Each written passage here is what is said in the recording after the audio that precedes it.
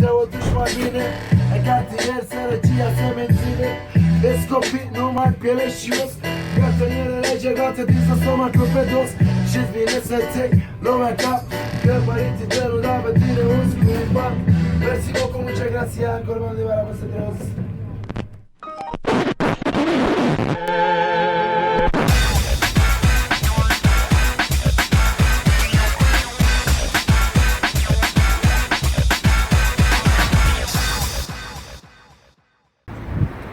Hey, bonsoir les amis. Alors on est lundi soir et je suis très content. Je sors de la piscine où j'ai fait mes 60 longueurs habituelles. Et je suis très content, pourquoi?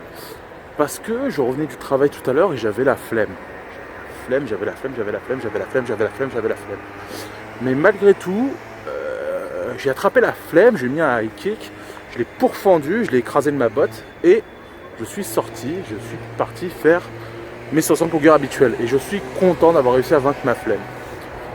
Voilà, c'était vraiment...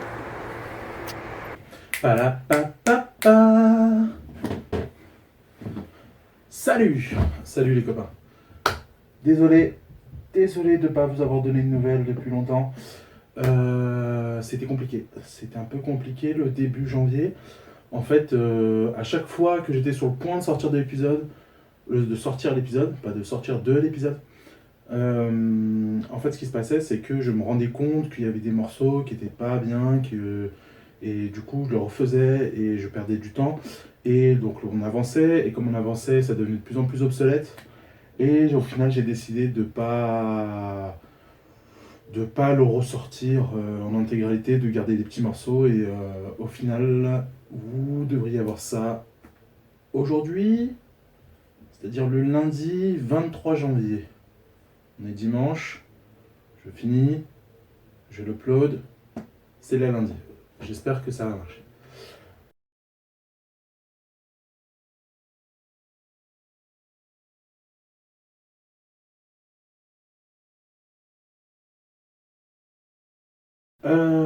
Alors, qu'est-ce qui s'est passé ces derniers temps?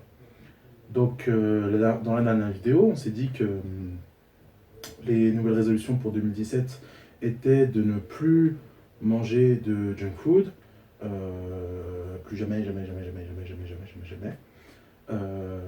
Et du coup, qu'est-ce que ça donne? Ça marche en fait. Ça marche plutôt bien. Ça fait 3 semaines là que je n'ai pas mangé de pizza, que j'ai pas mangé de grec, que j'ai pas été au McDo, que j'ai pas été au KFC. Et ce qui peut sembler parfaitement normal pour vous, hein, mais pour moi c'est une sacrée période de temps sans aller au fast-food. Et d'ailleurs ni boisson, tout ce qui est soda, coca, esti, tout ça.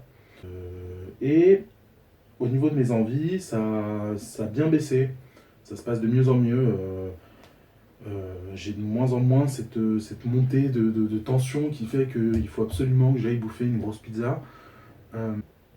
Ça m'arrive encore une fois de temps en temps, mais globalement, c'est fini. C'est derrière moi, j'ai l'impression. Donc ça fait très plaisir. Niveau poids, c'est vrai que dans la dernière vidéo, je ne vous ai pas montré la fameuse courbe.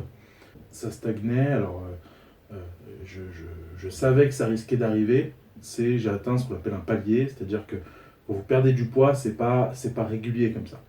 C'est pas régulier comme ça. Vous perdez du poids, ça se stabilise quelques temps, vous reperdez du poids, ça se stabilise quelques temps. Et ce qui s'est passé, c'est que j'atteins l'un de ces paliers. Et c'est un moment assez difficile quand même dans un régime parce que vous faites les mêmes efforts que d'habitude et il n'y a aucun résultat. Enfin, le corps tient absolument votre poids actuel. Donc ça a duré 2 semaines, donc je suis resté pendant quelques temps à 164 kg. Jusqu'à ce que, alors au début de la 3e semaine de janvier, cette semaine-là, j'ai décidé de changer de régime, de complètement changer de régime, de partir sur un régime protéiné que j'ai trouvé sur un site internet de musculation, qui est vraiment efficace, et qui en fait est efficace déjà parce que j'ai jamais faim, parce que c'est satisfaisant dans ce que je mange, et parce que là je viens de voir des résultats assez ouf. Je vous garde la surprise pour le prochain épisode où il y aura la pesée en début de vidéo. Eh bien c'est C'est vraiment efficace. Alors... Hello! Alors là, je suis devant le montage de ma vidéo. Et je réalise que j'ai trop parlé et que si je veux que cet épisode sorte en temps et en heure, il faut que je fasse court. Donc, je vous présenterai mon régime dans une autre vidéo. Dans une autre vidéo, je vous présenterai le régime que je fais, le régime alimentaire que je fais, histoire que cette vidéo elle sorte. Vous voyez, elle est courte, histoire qu'elle sorte en temps et en heure. Et ensuite, je ferai une autre vidéo. Faut que ça sorte. Voilà. Je préfère couper là et passer à la suite plutôt que prendre trop de temps à le monter et que vous décrochez de la vidéo. C'est méta, hein, je vous montre la réalisation.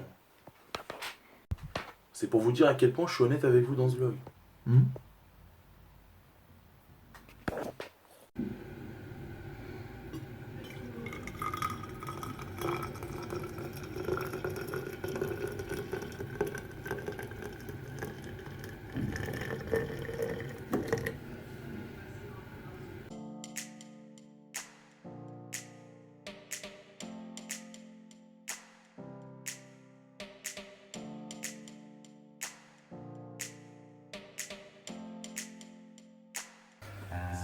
Salut Ricardo, Salut, ça va? ça va? Moi ça va très bien.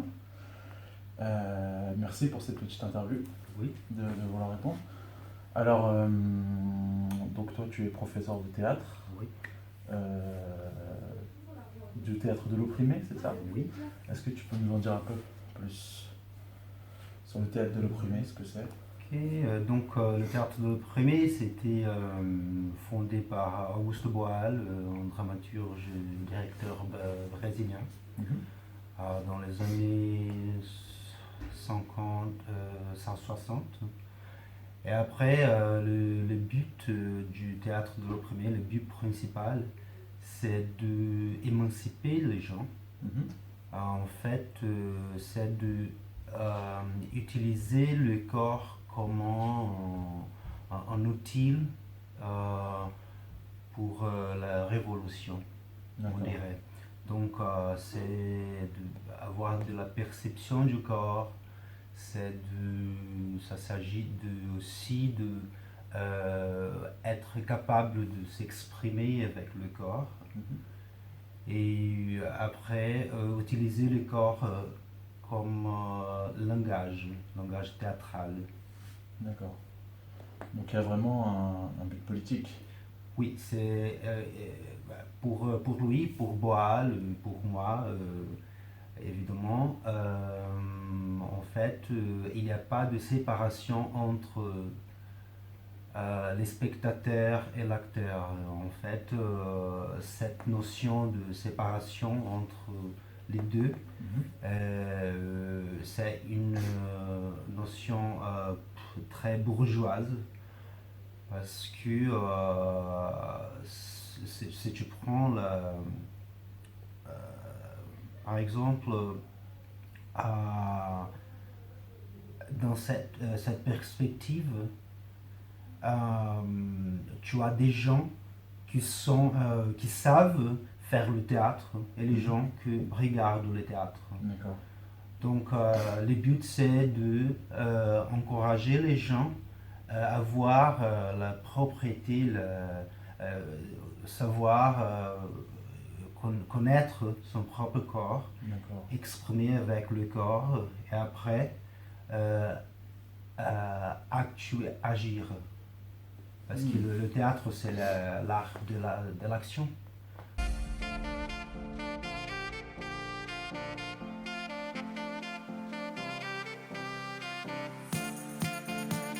Donc là, on est dans les locaux du Génépi. Et donc là, tu fais le lien un peu entre le théâtre de l'opprimé et la problématique de la prison et de l'univers carcéral. Oui. Au Génépi, le but c'est d'encourager les gens, les bénévoles, les employés du Génépi, à faire le théâtre de l'opprimé dans les prisons. Mais pas juste ça, parce que c'est un truc pour la vie que tu fais. C'est pas un truc que tu fais juste pour aller aux prisons, mais On essaye là de avoir ces buts de travailler avec les autres prisonniers.